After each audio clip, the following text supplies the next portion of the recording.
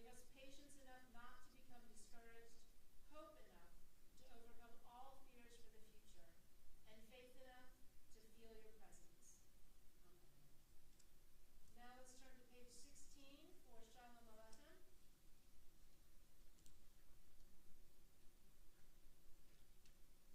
Shalom Aleichem, Malachei HaSharet,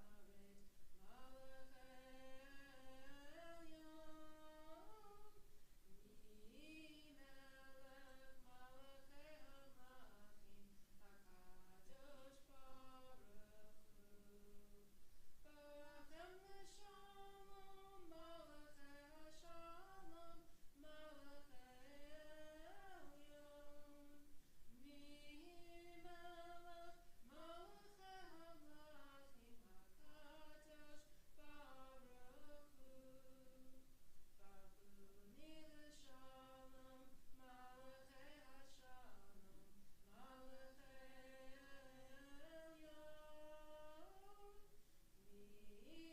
Melech Malachei HaMelachim, HaKadosh Baruch Hu. Tzedchem l'shalom, Malachei HaShalom, Malachei Elyon, Melech Malachei HaMelachim, HaKadosh Baruch Hu. Please turn to page 30 for Romamu.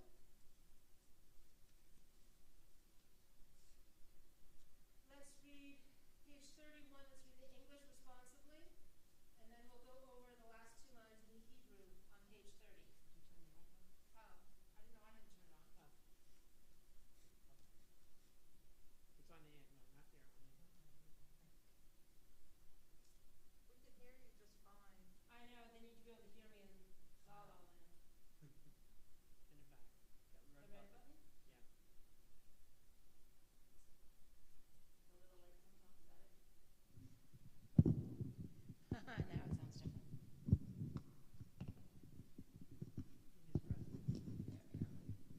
All right. Sorry for the technical difficulties, everyone on the web. I didn't realize the mic wasn't on. That should now be a little better for those out there. We are now on page 31. We are going to read Exalt the Lord our God responsively. Then at the end, we'll switch over to page 30 for Romamu, the last two lines in the Hebrew. The Lord reigns, let the nations tremble. The Lord sits in judgment, let the earth quake. God's greatness is proclaimed in Zion and is exalted by all peoples. They praise your name, O great and revered God, for it is indeed holy. Almighty sovereign who loves justice, you have established your world on equity. You have dealt with us in justice and righteousness. Exalt the Lord our God, bow down before the Holy One. When Moses, Aaron, and Samuel called to the Lord, God answered both priest and prophet, speaking to them from a pillar of cloud, for they kept God's statutes and the law God gave them. O Lord our God, you answered them, though you punished their misdeeds. You forgave them when they repented. Exalt the Lord our God and worship at God's holy mountain, for the Lord our God is holy. Romemu Adonai Eloheinu ve'ishtachavu lehar kadsho. Romemu Adonai Eloheinu ve'ishtachavu lehar kadsho. Ki kadosh Adonai Eloheinu romemu. Ki kadosh Adonai Eloheinu romemu. Romemu Adonai Eloheinu ve'ishtachavu lehar kadsho. Please turn to page 38 for Lachadodi. We will do the first verse and the last verse. On the last verse, please rise and face the entrance to this room, if you're here with me, or any room that you are in. You want to face the entrance and welcome the Shabbat bride. Lecha dodi likrat kala penei Shabbat nekabel dodi likrat kala pene Shabbat nekabela shamor v'zachor b'dibur echad hishmianu el hamyuchad Adonai echad u'shemo echad l'shem ultiferet veli tehila lecha dodi likrat kala pene Shabbat nekabela lecha dodi likrat kala pene Shabbat nekabela. Page 40, the last verse. Please rise and face the entrance.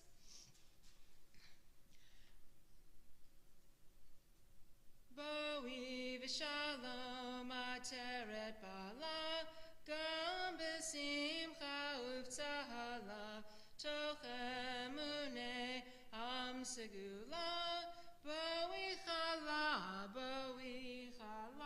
lecha dodi likrat kala pene Shabbat nekabela lecha dodi likrat kala pene Shabbat nekabela. You may be seated. Now, one reason we only did the first and last verse of Lecha Dodi is because those of you who know me know that I usually pick a story to read. And I have not picked a story this time, but what I have picked is a little on the longer side. So I thought doing the first and last verse of Lecha Dodi would kind of make up a little bit for that. So our one job is to never forget. If you've forgotten already, yesterday was Yom HaShoah. So forgive that these stories are a little long, and while I know you'd like to have a quick Shabbat service and be on your way, this weekend of all weekends we should stay and remember and allow the voices of survivors to never be forgotten. Tonight, I will read 2 stories of survivors of the Holocaust and one story of a family that has survived the Russian-Ukraine war. There is a reason we are to never forget, and we as a Jewish people know how to remember. How many thousands of years ago were we freed from Egypt, and we never forgot? Although, I think we have forgotten a little. We know and remember the story, but we no longer know or remember the feeling of what it was like to be a slave in Egypt and to be freed. So we must try to remember better. Remember the story, remember the facts, but also remember the feelings. Remember how to survive. Remember the warning signs. This first story is Jacob's story. I don't have a last name. I got these from the Holocaust Memorial website where they have a lot of testimonials. And forgive my Russian and Ukrainian because, I don't speak those languages. I lived in a town called Makau-Maskowecki, about 80 kilometers from Warsaw. The invasion of Poland brought with it the creation of forced labor camps and ghettos, with tremendous persecution against Jews. Consistent with its past politics, in 1941, Germany broke its pact with Russia. In 2 days, the Germans were in my hometown, using the synagogue as a stable, destroying every Jewish symbol that was in their way and demanding that Jews be identified by a Star of David with the inscription Jew in the center that would always be easily visible. From the labor camps, Jews were transported to ghettos and concentration camps. In the ghettos, typhus, malnutrition, and other diseases ravaged the population, which caused many deaths, especially among the elderly and children. It was a miracle that I survived typhus. After 2 weeks, we started moving via peasant cart to the Malawa ghetto, finding the place empty when we arrived because the previous inhabitants had all been transferred to Auschwitz. In this place, there was a train station.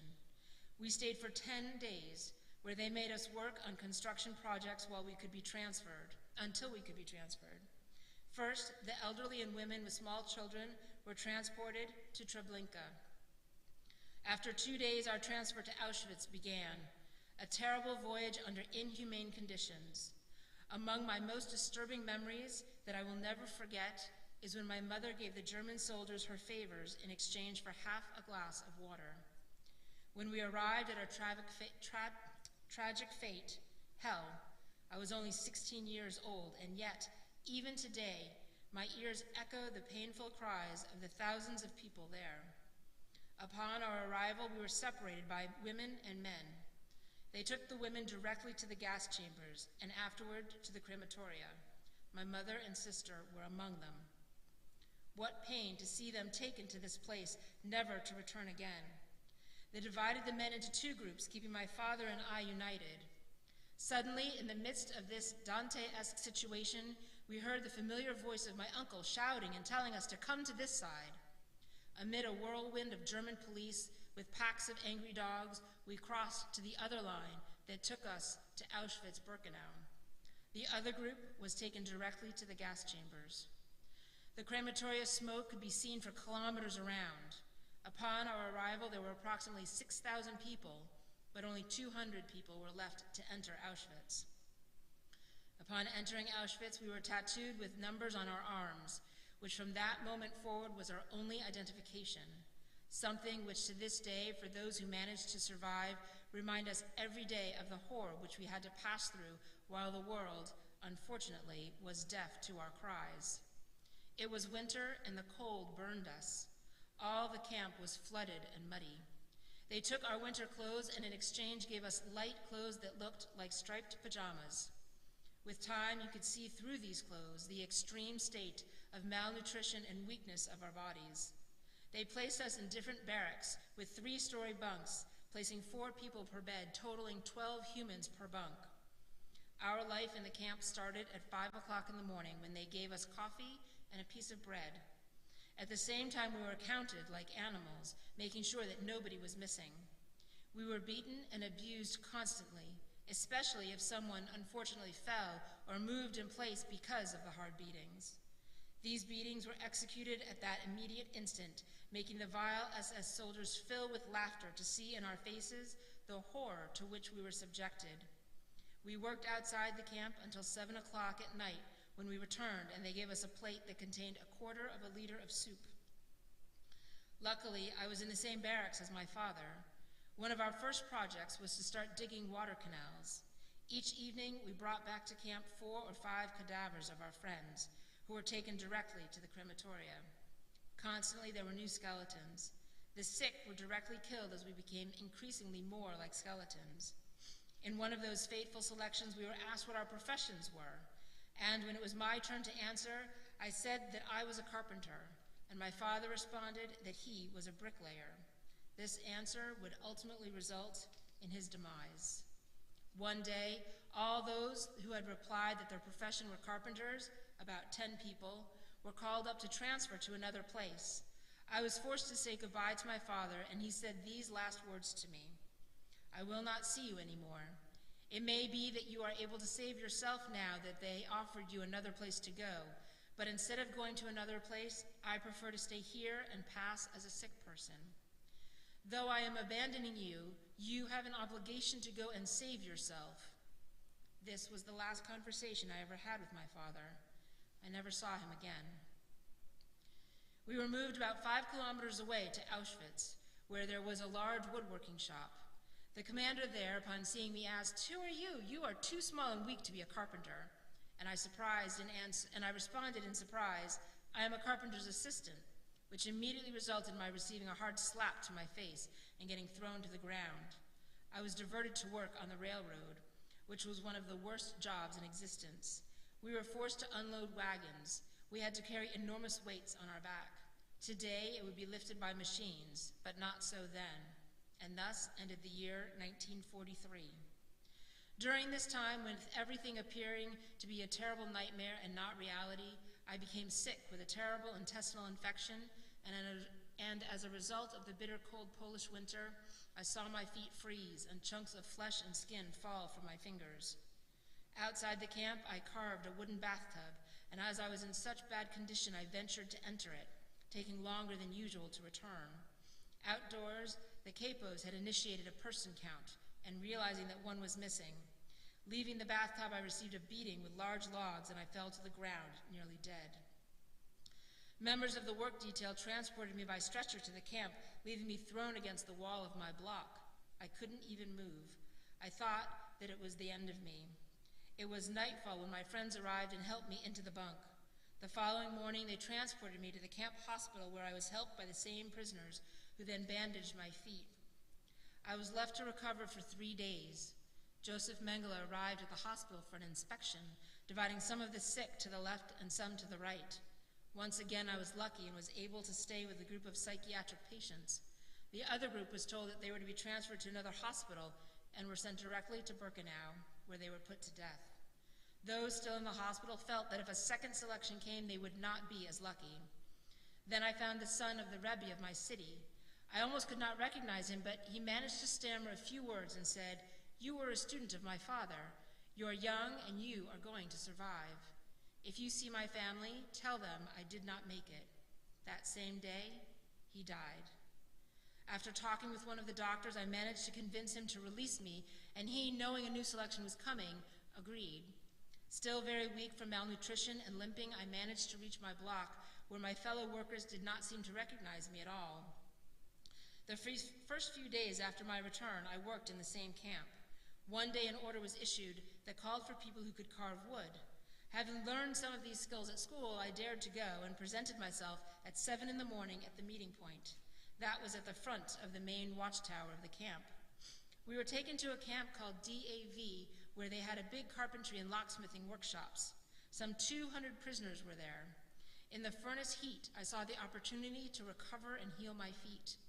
My job was to make wooden spoons that were to be sent to Russian camps. They did not permit those spoons to be made of metal, so they could not be used as weapons. We had to meet a large quota every 2 weeks, and I could not do it.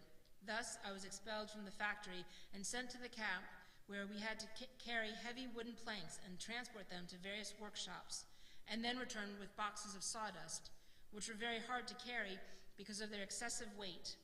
The entire time, we needed to keep in mind that we would be brutally punished by caning if we did not work fast enough. From the place where the woodworking machinery was located, they took all the Polish workers and reassigned them to other camps.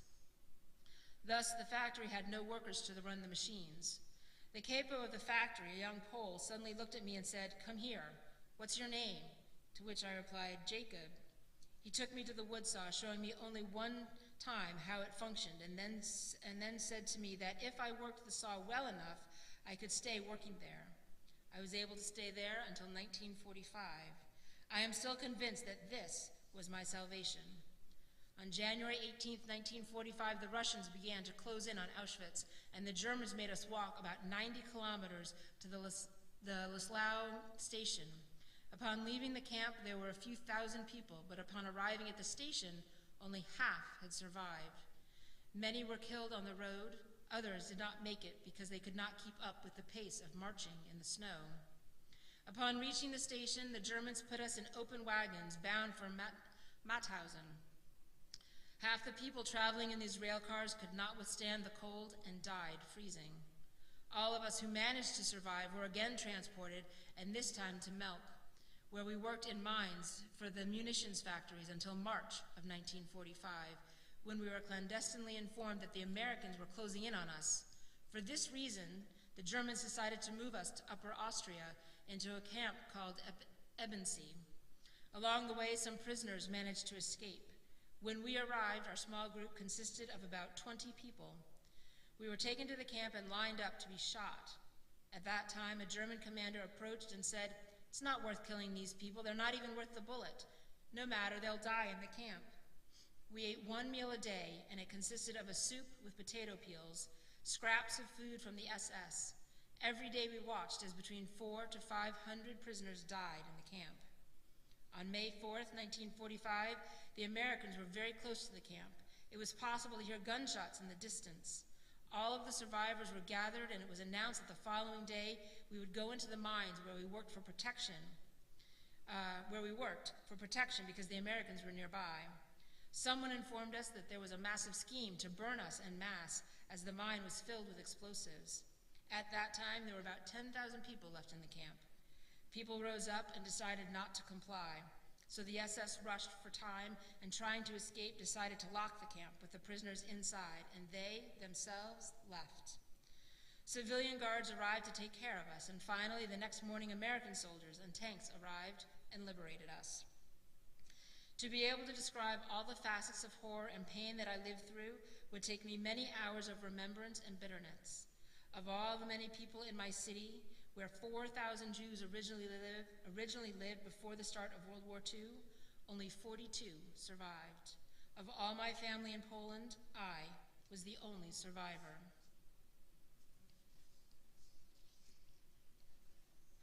Now let's turn to the Mourner's Kaddish on page 124.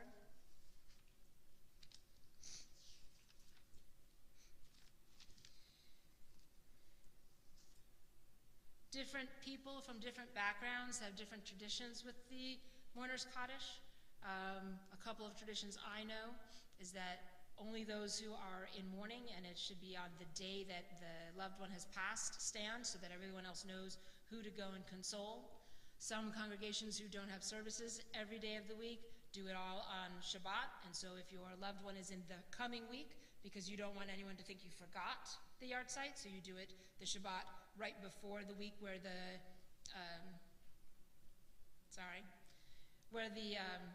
anniversary is, you do it the week before. Some congregations, everyone stands for those who do not have people to stand. Another tradition is that if your parents are still living, you don't stand because it's as if you were wishing them dead. So lots of Jews, lots of interpretations as to whether or not we stand for the Mourner's Kaddish.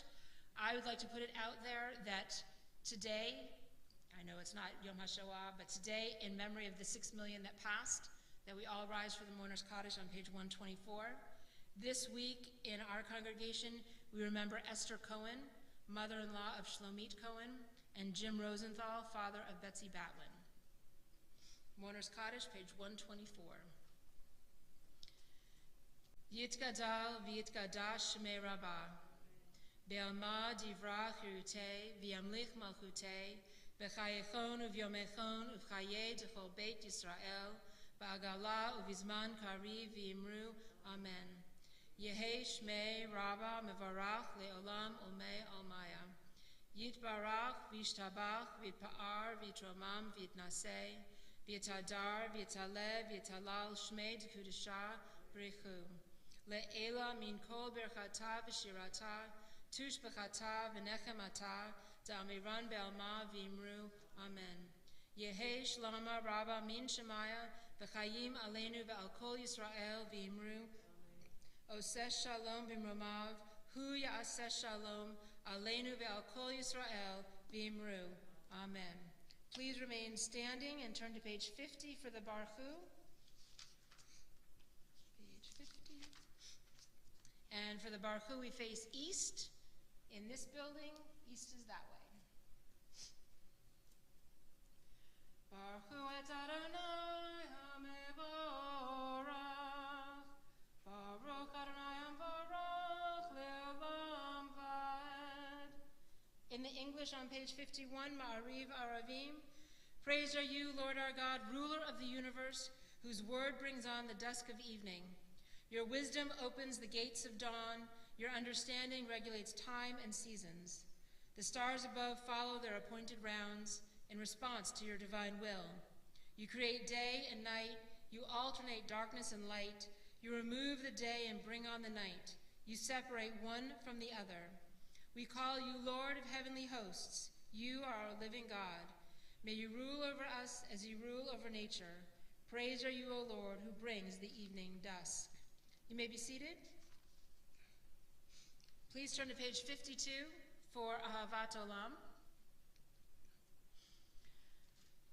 Ahavat Olam Beit Yisrael Amcha Avta Torah u'mitzvot chukim u'mishpatim otanu limadeta Al ken Adonai Eloheinu v'shachbeinu v'kumeinu nasiach bechukecha v'nismach b'divrei Toratecha u'v'mitzvotecha le'olam va'ed ki hem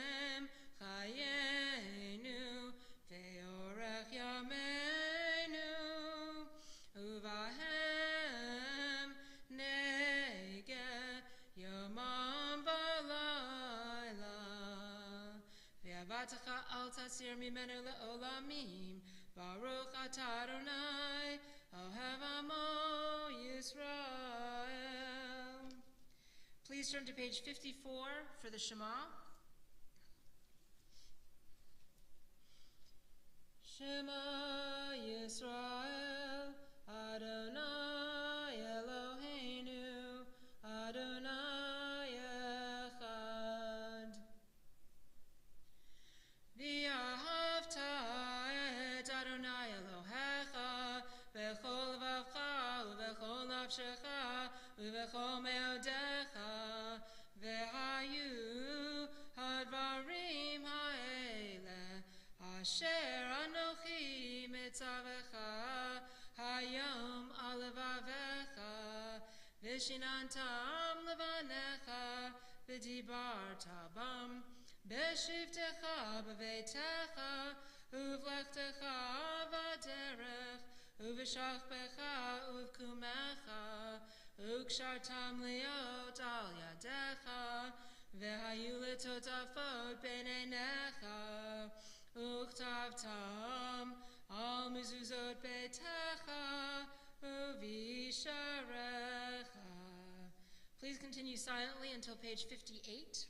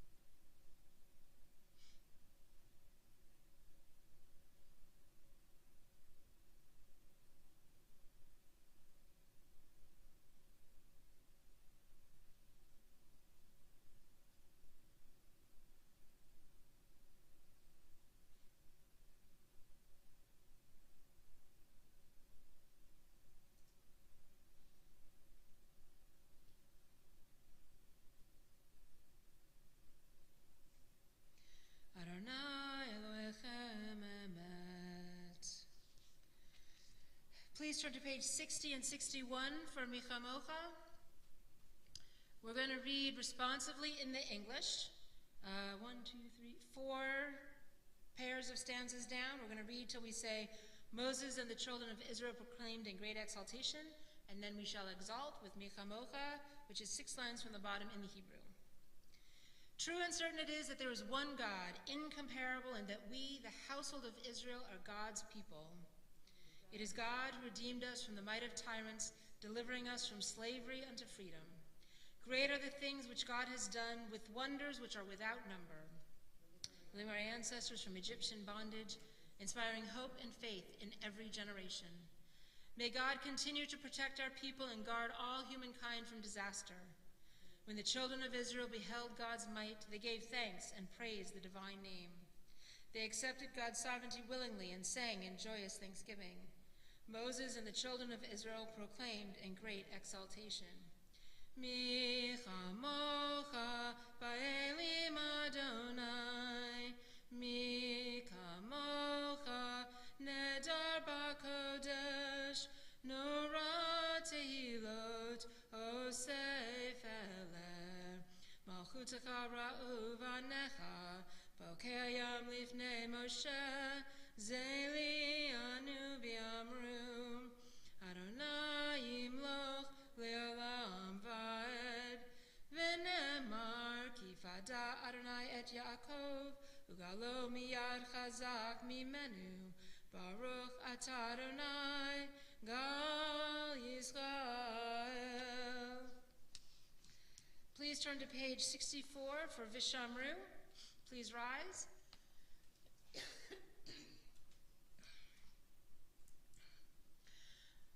Vishamru b'nei Yisrael et ha-Shabbat, lasot et ha-Shabbat ledorotam berit olam, Vishamru V'nei Yisrael et ha-Shabbat Lasot et ha-Shabbat Ledorotam berit olam Beini uvein B'nei Yisrael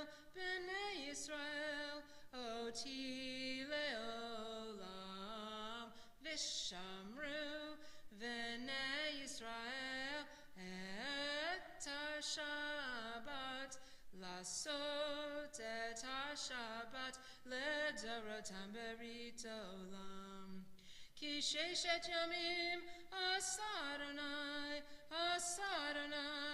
et ha-shamayim v'et ha'aretz Vishamru V'nei Yisrael et ha-Shabbat Lasot et ha-Shabbat Ledorotam berit olam Uvayom hashvi Shavat vayinafash Shavat vayinafash Vishamru V'nei Yisrael et ha-Shabbat Lasot et ha-Shabbat Ledorotam berit olam. You may be seated. It is now time for our second story. This is a live accounting of Ilya, Yulia, and Asaya. They are a Jewish family that recently left Ukraine and made their way to Israel. The bombing of Ukraine had already begun, but Ilya and Yulia Tragubov could not quite bring themselves to leave. The couple, both 40, lived in Dnipro, a picturesque city in central Ukraine, with their 14-year-old daughter, Asaya. Ilya was a psychiatrist at a Jewish medical center, and Yulia managed business centers. They enjoyed a tranquil life strolling the city's riverbank or simply watching Netflix together. They vacationed in a summer home just outside Dnipro, where they'd pick fruit from apricot, apple, and cherry trees. As the war intensified, the Tragubovs turned down offers to help them evacuate. "We thought one more day and it will be stopped. All this horror will be stopped," Ilya said. But then Russia began bombing civilian areas in Kharkiv and Kyiv. Ilya, whose grandmother was a medic with the Soviet army that liberated Auschwitz, thought about the Jews who did not flee during the Holocaust. "We know that those who did not escape, who decided to stay in their cities, they are not alive. And I thought that this is the time," he said. More than 3 million people have fled Ukraine since the war started. The Tragubovs are among thousands of Jews who have moved to Israel in a rescue operation launched by the Israeli government and the greater Jewish community. Under the law of return, more than 2,000 Ukrainians have been resettled. A 24-hour emergency hotline for Ukrainian Jews has received about 24,000 calls since the war began, a third from people requesting to relocate to Israel. The Jewish Federations of North America have raised more than $24 million in humanitarian aid, including for those trying to reach Israel. The Jewish Agency, an organization that runs the hotline and that helps Jews immigrate to Israel, has been helping to bus Jews in Ukraine to hotels in Poland, Moldova, Hungary, and Romania. Once there, families complete paperwork to immigrate, a typically months-long process that's been shortened to several days. Every day this number is growing, said Robin Polanski, the Jewish Agency's director for the former Soviet Union, Eastern Europe, and Germany. "They come exhausted. They come in the middle of the night. We are trying to expedite this process as much as we can." Israel has long received waves of immigrants triggered by economic crises or political instability. Among the most famous were secret airlifts in the 1980s and 90s. Not so secret anymore, huh? Secret airlifts in the 1980s and 90s of Ethiopian Jews facing famine and civil war. "Israel is a refuge for Jews in distress," Prime Minister Naftali Bennett declared at a recent government meeting. "This is our purpose. The State of Israel has done this more than once in its history, and we will carry out this task this time as well." Ukraine was once home to the largest population of Jews in Europe after Poland. The vibrant community, which included Jewish schools and theaters, began diminishing after waves of anti-Jewish riots under Russian czars in the late 1800s, and the following decades spurred massive migration to the United States. During the Holocaust, an estimated 1.2 million to 1.4 million Jews in Ukraine were killed, according to Wendy Lauer, a historian at Claremont McKenna College. In recent decades, the population has seen a dramatic decline. More than 300,000 Ukrainians moved to Israel between 1991 and 2019 under the law of return in the aftermath of the fall of the Soviet Union and Russia's 2014 invasion of Crimea. It's unclear what will become of Ukraine's Jewish community, where synagogues have been turned into shelters, but its need for help is rising. Families are often split apart since Ukrainian men aged 18 to 60 are barred from leaving the country. Some had already planned to move to Israel before the war, but others have many questions about life there, Polanski said. Our role is not only to help them logistically, but psychologically, to give them this feeling that they will find a home in Israel, he said. On March 4th in the afternoon, the Tregubov family packed 3 bags and left their apartment in Dnipro. They could not bring their 5-year-old cat, Shunya, whom Yulia called part of our family. They headed by train to Poland, traveling for about 20 hours, cramped with several hundred people, as well as dogs and cats. Lights were kept off to avoid being targeted by Russian forces. It was hot and difficult to breathe, but passengers kept the windows shut so that small children wouldn't get sick from sub-zero temperatures. On the road, Ilya received a troubling message from his older brother. His 68-year-old mother, who lived in Perm, Russia, was in a coma after suffering a stroke. Shortly before, she had locked herself in her bedroom and had cried for hours, filled with shame for Russia, he said. When they reached the city of Lviv in western Ukraine, the family took a bus to get closer to the border. Then they walked nearly a mile with their bags to join several thousand people waiting for hours to cross. Adults tried to soothe crying children by giving out candy, apples, or gum. Ilya helped to watch over a toddler who was sleeping on a suitcase while his mother went to the bathroom, holding the child's hand to keep him from falling off. They crossed into Poland several hours before dawn. Ilya said he was allowed to leave because he's a Russian citizen. The relief was short-lived. When they arrived at a Jewish agency hotel in Warsaw, he heard that his mother had died. The next day, Russia attacked Korostan, the Ukrainian city where she grew up. I'm glad that she did not know about that, he said.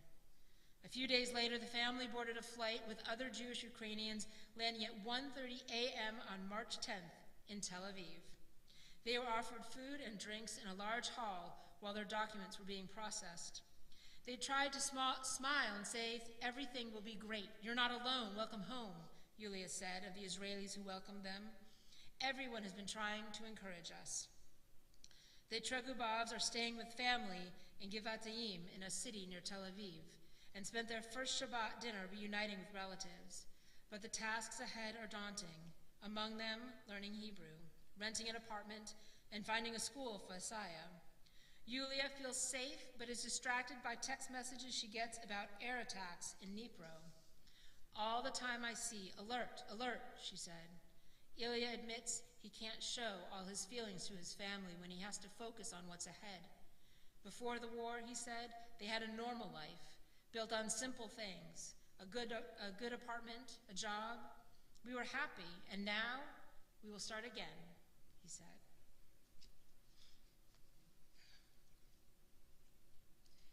Continue with page 66 with the Chatzi Kaddish. Yitgadal v'yitgadash shemei Rabbah V'yalma divrachute v'yamlich malchute B'chayechon uvyomechon uv'chayedecho Beit Yisrael Bagala bagala uvizman kariv v'meru amen Yeheshmei Rabbah mevorach Leolam leomel maya Yitbarach Yitbarach Vishtabach Vitpar Vitramam Vitnaseh Vithadar Vithalev Vithalal Shemei Kudisha Brichu Leila Minko Berchata V'shirata Tushbechata v'nechemata damiran be'alma v'meru. Amen. Sorry, if everyone please rise for the Amidah, which will begin on page 69. We will read it silently. We will face east, and the Amidah begins on 69 and concludes on 76.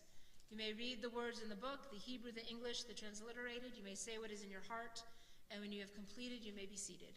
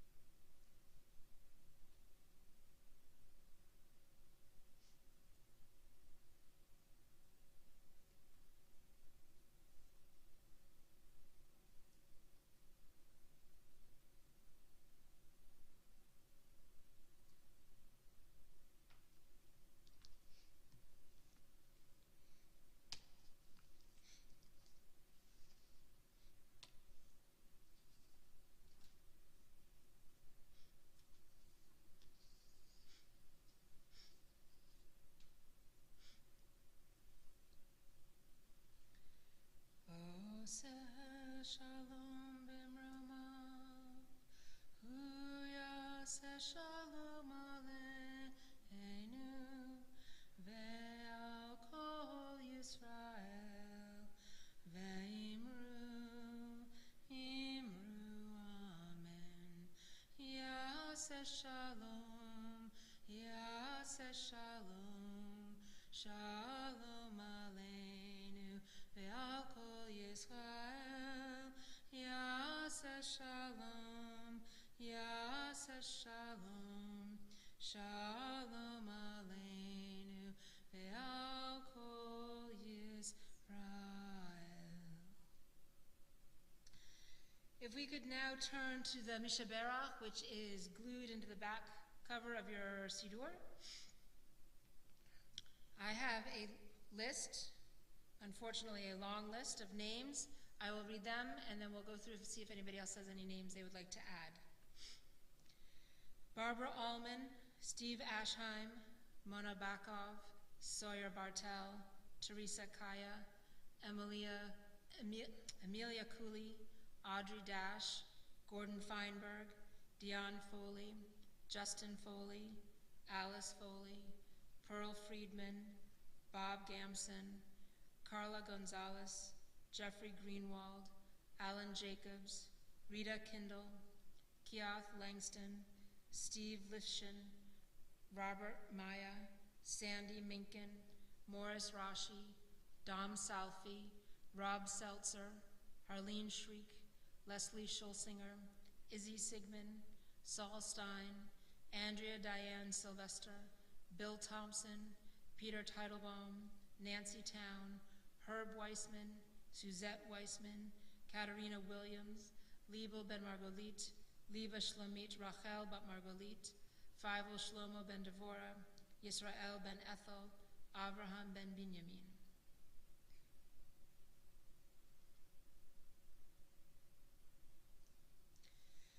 Misha Berach Avotenu Mekor HaBracha Limotenu.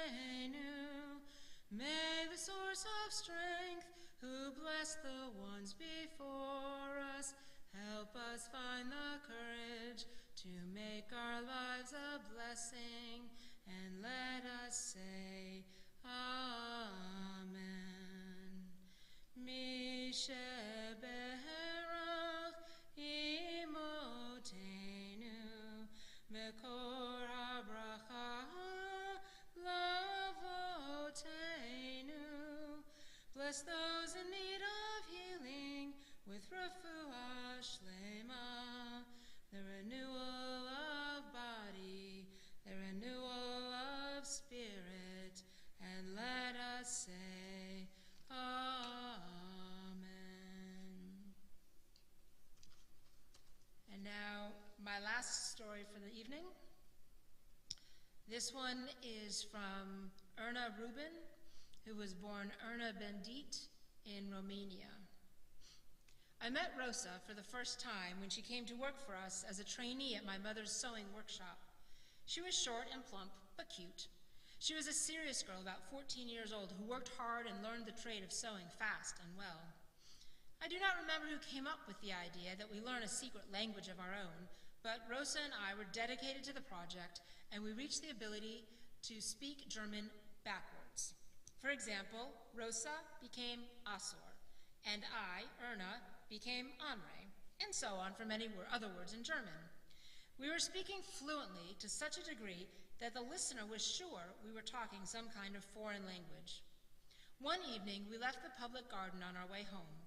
It was a wonderful summer night in Czernowitz before the war, despite the threatening black clouds that already hovered over our heads and threatened to destroy the blue sky. We talked freely in our secret language about this and that, and suddenly a young man walking next to us said, "What language is that you're speaking?" "Hungary, it's not." "Hungarian, it's not, sorry. It's also not Hebrew." "Then what is it?" We continued to talk in our secret language, even about the guy who was walking by. After a while, when the young man realized that we were not communicative, he left.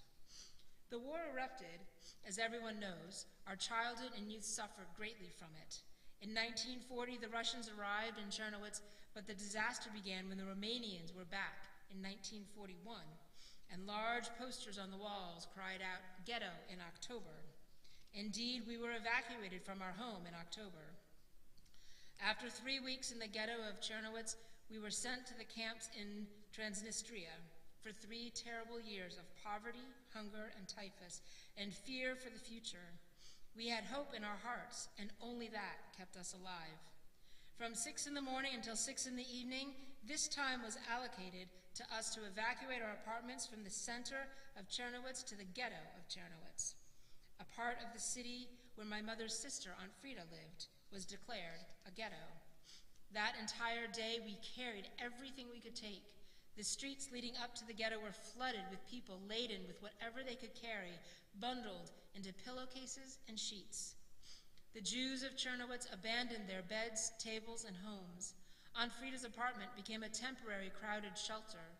The yard of Aunt Frida's neighbors was also crowded with relatives, and the ghetto was humming with people coming and going. As we were ordered at 6, we crossed the temporary border separating the city from the ghetto. All latecomers were punished. The ghetto was a temporary arrangement until the final deportation from the city to the concentration camp in Transnistria, which was under Romanian control. Throughout the month of October 1941, we were given new instructions, each time that a particular street should be evacuated to the camps in Transnistria on a certain date. In order to avoid deportation, we moved to other streets that had not yet been scheduled for evacuation.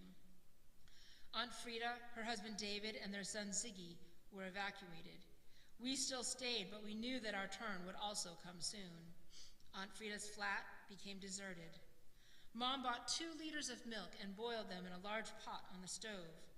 Being in the camps later, suffering from starvation, the memory of the hot milk accompanied us with longing. Our time to be evacuated also came, and Uncle Herman, Mother's brother, his wife, Aunt Anna, and their son Dee Dee planned to go a day before because Uncle Herman wanted to go along with his friends.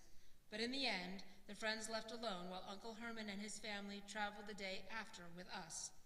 This was because Mom was not yet ready to go, and Uncle Herman eventually chose to stay with the family.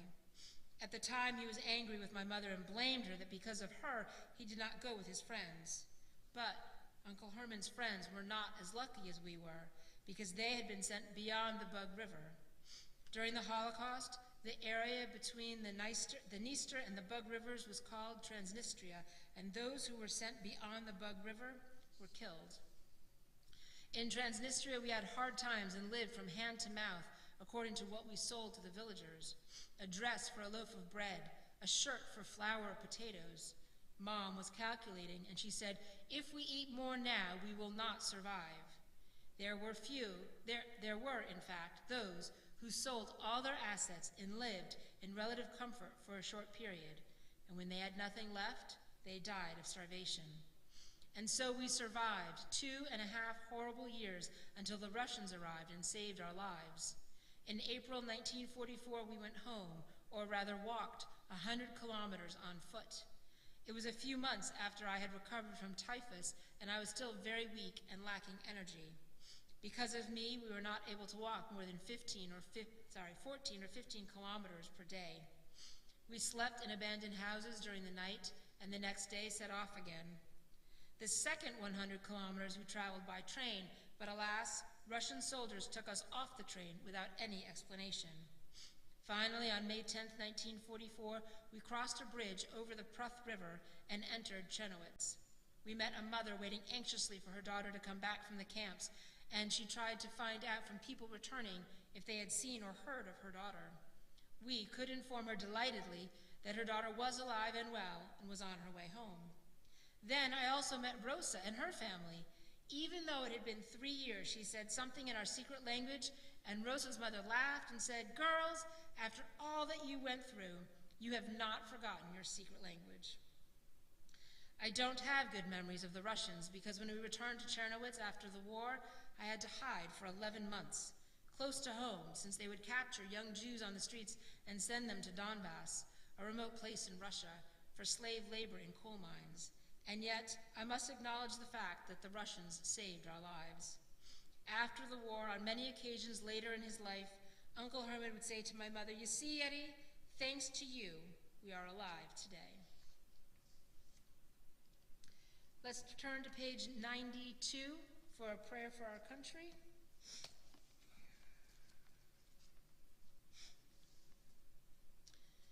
At the top in the English together. Our God and God of our ancestors, we ask your belongings upon We ask your blessings upon our country and upon the leaders of our nation and of our communities. Inspire all who lead and serve to conduct their affairs honorably. May peace and security, happiness and prosperity, right and freedom abide among us. Unite the inhabitants of our country of all backgrounds and creeds so that we may banish hatred and bigotry, safeguard our noblest ideals, and preserve those institutions which nurture liberty. May this land under your providence be an influence for good throughout the world, helping to unite all peoples in peace and freedom, and bringing closer to fulfillment the visions of your prophets. Neither shall not lift up sword against nation, neither shall they learn war anymore. For the work of the righteousness shall be peace, and the effect of righteousness calm and confidence forever. Prayer for Medinat Yisrael, for the state of Israel. Adonai Eloheinu, Tzur Yisrael v'go'alo, Barech et Medinat Yisrael v'hagen aleha. We ask your blessings, O God, for the state of Israel, for the land of Israel, and for the people of Israel. Bless those who defend the land and protect its people. Bless its leaders with wisdom, courage, and dedication. May they be resolute in the face of challenge and unwavering in the pursuit of justice and peace. May Israel be a beacon of hope for the oppressed, a source of inspiration to all who are free. Fulfill in our day the ancient promise, Tzion b'mishpat tifadeh v'shaveha b'tzedakah. Zion shall be redeemed through justice and its inhabitants through righteousness. Please turn to page 112 for Kaddish Shalem.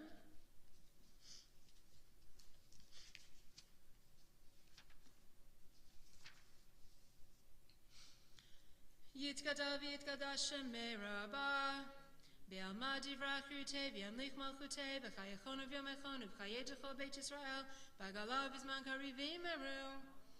Yehi shmei rabah mevorach, le'olam le'omel maya, yitbarach, yitbarach v'yishtabach v'yipa'ar v'yitramam v'yitnaseh, v'yitadar v'yitaleh v'yitalal shmei dekudesha, Leila min kol berchata v'shirata, tushbechata v'nechemata, da'amiran be'alma v'imeru. Titkabal tloton uvauton, dechol Yisrael kadam avuhon divishmaya v'imeru. Yehe shlama rabba mitshamaya, v'chayim aleinu ve'al kol Yisrael v'imeru. Oseh shalom b'mromav, hu ya'aseh shalom, aleinu ve'al kol Yisrael v'imeru. Please turn to page 118 for the Aleinu, and please rise.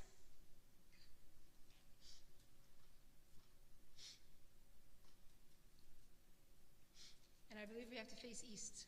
So I'm going to turn to my left. You guys all turn to your right.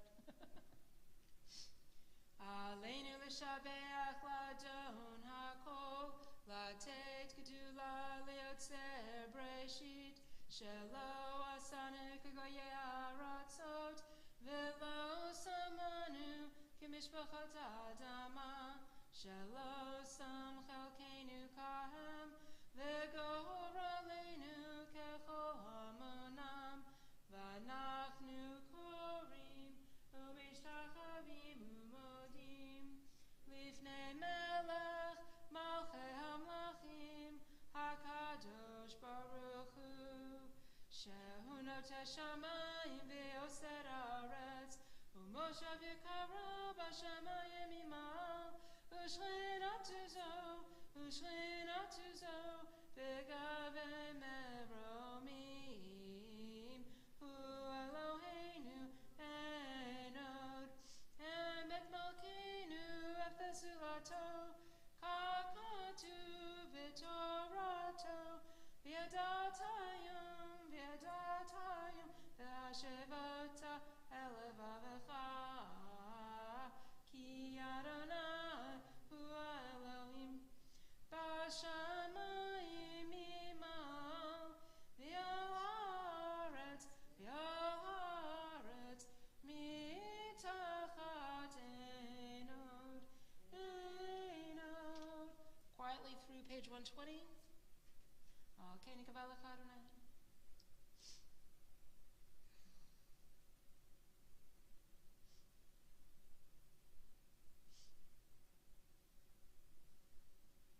Kakatu b'toratecha Adonai yimloch le'olam va'ed, v'nemar v'haya Adonai le'melech al kol haaretz, v'yom hahu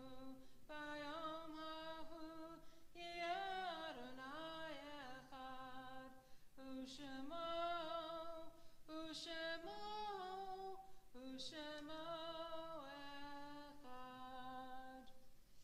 You may be seated. Please turn to page 122. On the bottom, a heritage of memories. May the memories which we cherish and lovingly now recall inspire us so to live, that we too may bequeath a heritage of precious memories to those whom we shall leave behind. In tribute to our departed, may we enrich the lives we touch. May we share and preserve the faith which our mourners will now affirm, as they rise to sanctify God's name in the hallowed words of the Kaddish. Please turn to page 124 for the mourner's Kaddish. If you are in mourning, if you are observing a yard site, if it is your tradition to rise, please do so.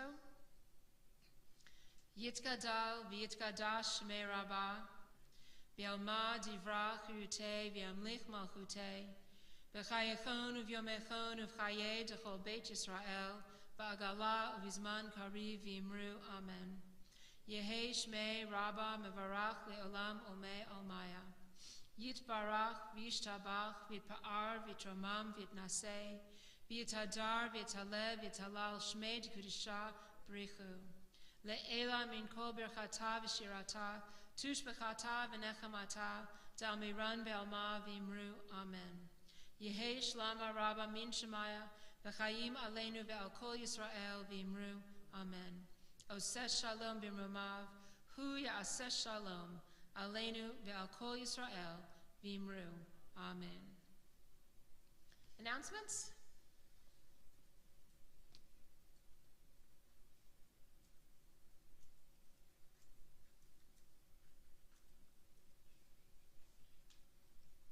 Shabbat Shalom.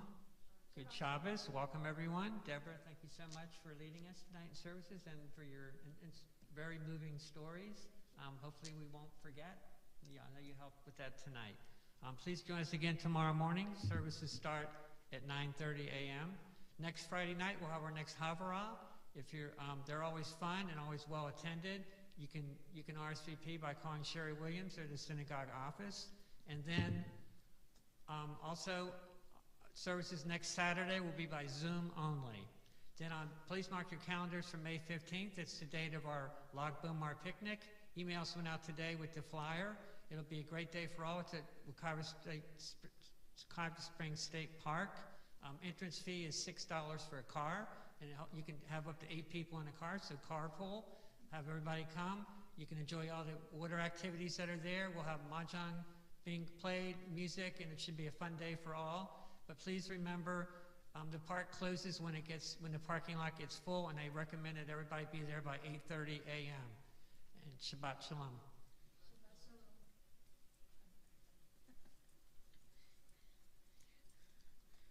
You guys thought services at 9:30 was early.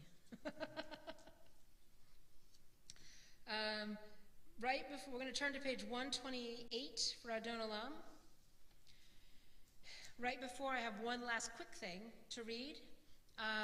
People often read this excerpt from Anne Frank's diary throughout the year, and I've chosen to end with it as a good summation of everything that I've read so far. It's difficult in times like these. Ideals, dreams, and cherished hopes rise within us only to be crushed by grim reality. It's a wonder I haven't abandoned all my ideals. They seem so absurd and impractical, yet I cling to them because I still believe, in spite of everything, that people are truly good at heart. It's utterly impossible for me to build my life on a foundation of chaos, suffering, and death. I see the world being slowly transformed into a wilderness. I hear the approaching thunder that one day will destroy us too. I feel the suffering of millions. And yet when I look up at the sky, I somehow feel that everything will change for the better, and that this cruelty too shall end, that peace and tranquility will return once more. In the meantime, I must hold on to my ideals. Perhaps the day will come when I'll be able to realize them. Page 128, Adon Olam. Adon Olam asher malach b'terem kol yitzir nivra litnasa b'chefso kol azai melech shemo nikra v'yacharei kichlot hakol levado yimloch nora v'hu Vehu yeh v'tifara vehu echad v'yen sheni lehamshilo lehachbira b'li reshit b'li tachlit v'lo ha'oz v'hamisra vehu eli v'chai